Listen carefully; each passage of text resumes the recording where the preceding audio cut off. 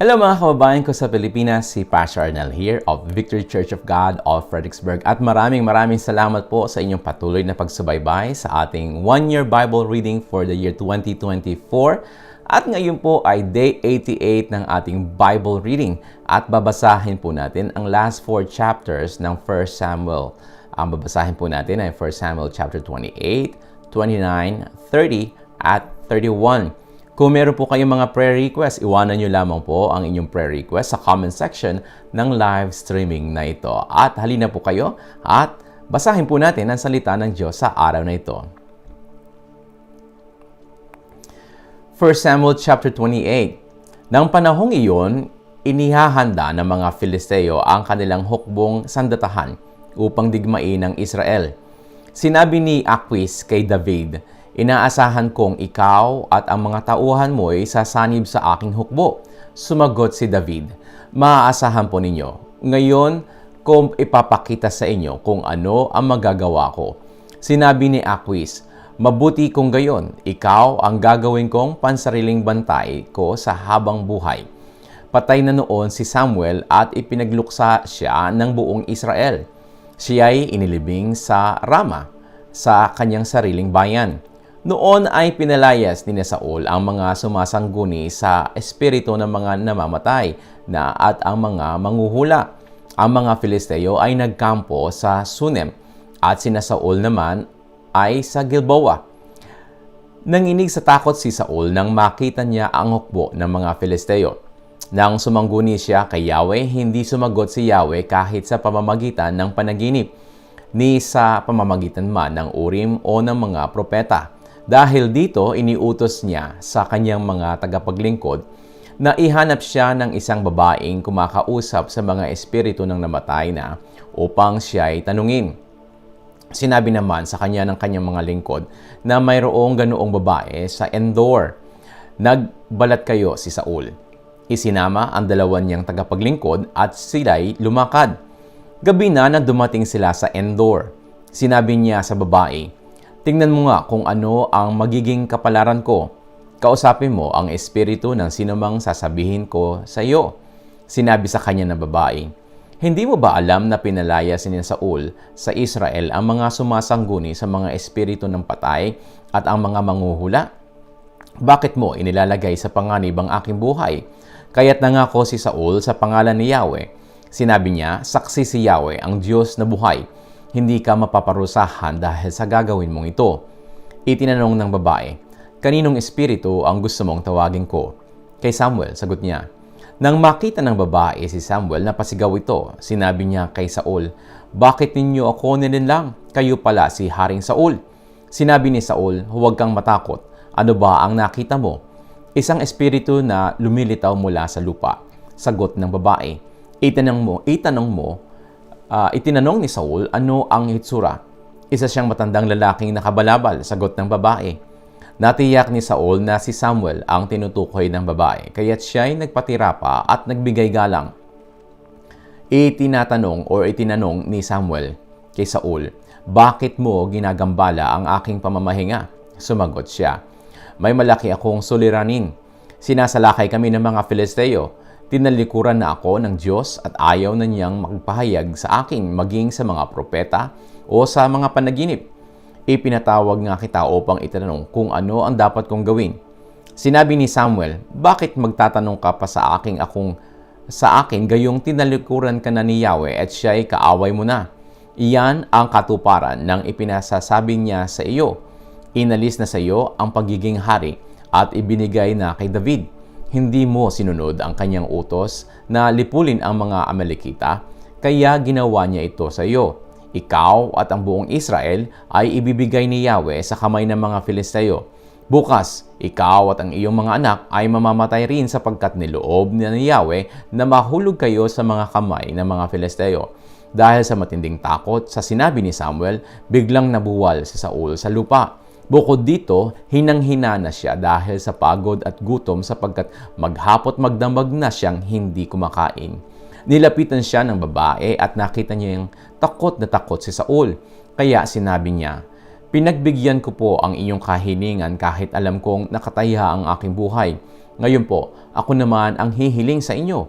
Ipaghahanda ko kayo ng pagkain para lumakas kayo at makapagpatuloy sa inyong lakad." Sumagot si Saul, "Ayokong kumain," ngunit pinilit siya ng kanyang mga tauhan at ng babae. Pumayag na rin siya at pagkatapos ay naupo sa isang higaan. Ang babae ay may isang pinatabang guya. Dali-dali niya itong kinatay. Nagmasa siya ng harina. Ginawa itong tinapay na walang pampaalsa. Saka inihain kay Saul at sa mga kasamahan nito. Pagkakain, nagmamadali silang umalis. 1 Samuel chapter 29. Ang mga Filisteo nagtipon-tipon sa Afek at ang mga Israelita naman ay sa tabi ng malaking bukal sa libis ng Jezreel. Nang ang mga pinunong Filisteo ay patungo na sa labanan kasama ang kani-kanilang pangkat na may daan-daan at may libo-libo, nakita nila ang pangkat ni David. Ang mga ito'y nasa hulihan at kahanay ng pangkat ni Aquis. Itinanong ng mga prinsipeng Filisteo, "Sino ang mga Hebreyong ito? Ano ang ginagawa nila rito?" Sumagot si Aquis, "Si David iyan na nalingkod ni Haring Saul.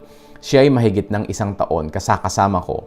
Buhat nang magkasama kami, wala akong maipipinta sa kanya." Nagalit ang mga pinunong Filisteo. Sinabi nila kay Aquis, "Pabalikin mo na sila sa lugar na ibinigay mo sa kanila. Hindi natin sila isasama sa labanan. Baka kung nandoon na, tayo pa ang labanan nila." Baka samantalahin niya ang pagkakataon upang maalis ang galit sa kanya ni Saul. Hindi ba iyan ang David na kanilang binabanggit sa awit? Pumatay si Saul ng libo-libo, si David na may 10,000. Tinawag ni Aquis si David. Sinabi niya, "Saksi si Yahweh, ang Diyos na buhay. Ikaw ay naging tapat sa akin at para sa akin. Nais kong kasama ka sa pakikidigma naming ito sapagkat buhat ng magkasama tayo ay wala akong masasabing masama laban sa iyo. Ngunit ayaw kang isama ng ibang pinuno, kaya magbalik ka na para hindi magalit sa iyo ang mga pinuno ng mga Filisteo." Itinanong ni David, "Ano ba ang nagawa kong masama buhat nang sumama ako sa inyo at ayaw ninyo akong isama sa pakikipaglaban sa inyong mga kaaway?" Sumagot si Aquis, "Alam kong wala kang ginawang masama. Natitiyak kong ikaw ay tapat tulad ng isang anghel ng Diyos.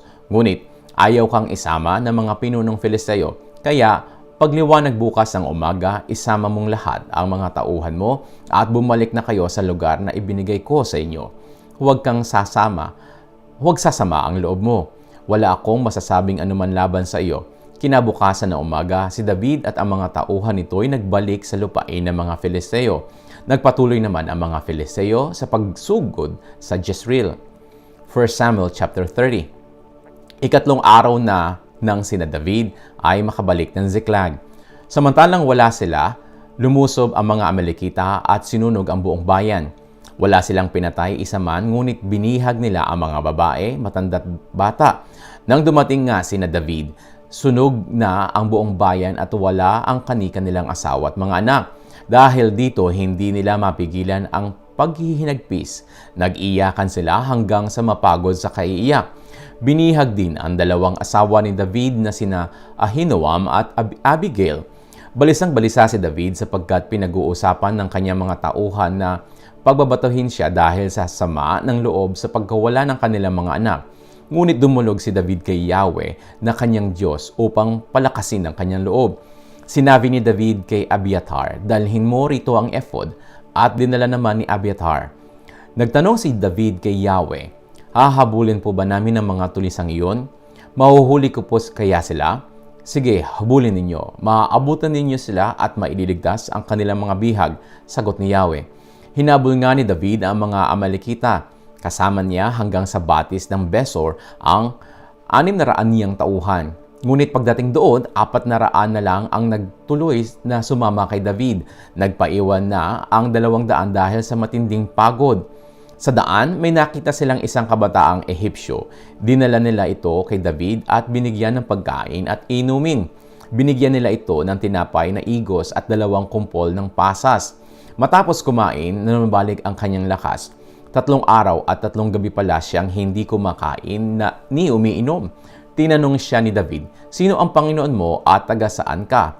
"Ako po'y Ehipsyong alipin ng isang Amalekita. Iniwan na ako ng aking Panginoon sapagkat 3 araw na ako may sakit. Nilusob po namin ang teritoryo ng mga Kereteo sa timog ng Juda at ang teritoryo ng angkan ni Caleb. Sinunog pa po namin ang buong Ziklag. Ganito, sagot nito, maaari mo ba kaming samahan sa mga tulisang iyon? Tanong uli ni David. Kung ipapangako po ninyo sa akin sa pangalan ng Diyos na ako'y hindi ninyo papatayin ni ibabalik sa dati kong Panginoon, ituturo ko sa inyo ang lugar ng mga Amalekita, sagot ng Ehipsyo. Itinuro nga ng alipin ang kampo ng mga Amalekita. Nakita ni David na kalat-kalat ang mga ito. Sila'y masasayang nagkakainan, nagiinuman at nagsasayawan. Nagpapasa-pasa sila sa kanilang mga samsam sa Filistia at Juda. Kinaumagahan, lumusob sina David at pinagpapatay ang mga Amalekita hanggang gabi. Wala silang itinirang buhay maliban sa 400 kabataan na nakatakas na sakay ng kanilang mga kamelyo. Nabawi nila ang lahat ng sinamsam ng mga Amalekita, pati ang 2 asawa ni David. Isa man sa mga kasamahan nila ay walang nabawas, matanda't bata, maging sa kanilang mga anak. Nabawi nga nilang lahat ang sinamsam ng mga Amalekita. At sinamsam pa ni David ang mga tupa at mga baka. Ang mga ito'y ipinadala niya sa kanyang mga tauhan pauwi. Sinabi nila, ito ay samsam ni David.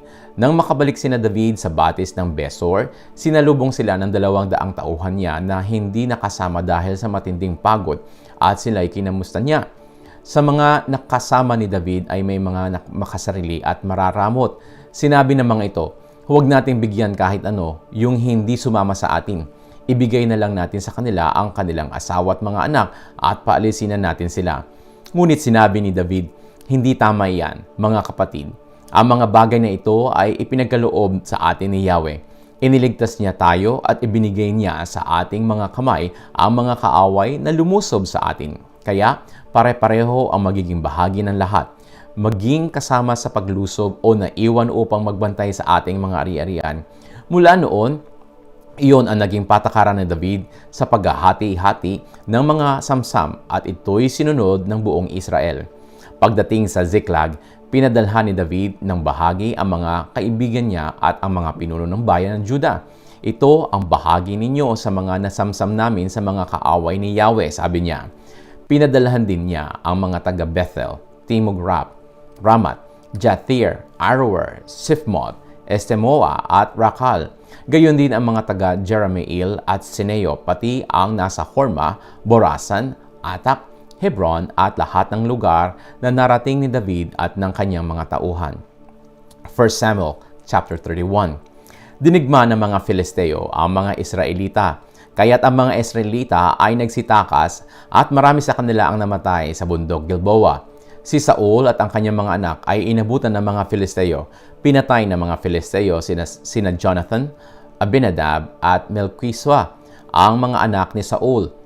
Napakatindi ng laban sa palibot ni Saul at nang siya'y makita at panain ng mga manunodla, si Saul ay malubhang nasugatan. Kaya sinabi niya sa tagadala ng kanyang gamit pandigma, saksakin mo na ako upang hindi ako maabutang buhay ng mga paganong iyan at paglaruan pa nila. Ngunit tumanggi ito sapagkat natatakot siyang gawin ito. Kaya binunot ni Saul ang kanyang espada at sinaksak ang kanyang sarili. Nang makita ng tagapagdala na nagpakamatay si Saul, ganoon din ang ginawa nito sa kanyang sarili. Kaya ng araw na iyon, sabay-sabay na namatay sina Saul, ang 3 niyang anak na lalaki, ang kanyang tagadala ng sandata at ang lahat ng kanyang mga tauhan.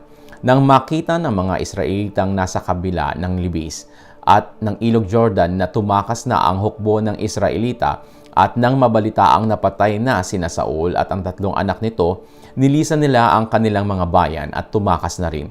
Kaya't nang dumating ang mga Filisteo, dito na sila nagkuta. Kinabukasan ng puntahan ng mga Filisteo ang kanilang mga napatay upang samsaman, natagpuan nila sa bundok Gilboa ang bangkay ni Saul at ng 3 niyang anak. Pinugutan nila ng ulo si Saul at kinuha ang kasuotang pagdingba nito. Pagkatapos, nagpadala sila ng mga sugo sa buong lupain ng mga Filisteo upang ibalita ang magandang pangyayari sa lahat ng tao at sa mga templo ng kanilang mga Diyos-Diyosan. Ang kasuotang pandigma ni Saul ay inilagay nila sa templo ni Astarte at ibinitin ang bangkay ng ang kanyang bangkay sa pader ng Bethsan. Subalit, nabalitaan ng mga taga Jabes Gilead ang ginawa ng mga Filisteo kay Saul. Nagtipon-tipon ang mga magigiting na mandirigma. Magdamag silang naglakbay at kinuha sa Bethsan. Dinala nila ang mga ito sa Jabes at doon sinunog. Pagkatapos kinuha nila ang mga buto at ibinaon sa ilalim ng punong tamarisko sa Jabes. 7 araw sila nag-ayuno bilang pagluluksa. At ito po ang salita ng Diyos para sa araw na ito. At pagpalain po kayo ng ating Diyos na banal at buhay sa pangalan ng Panginoong Hesukristo at sa kapangyarihan ng Espiritu Santo. Ito'y aking panalangin para sa inyo. Amen at Amen.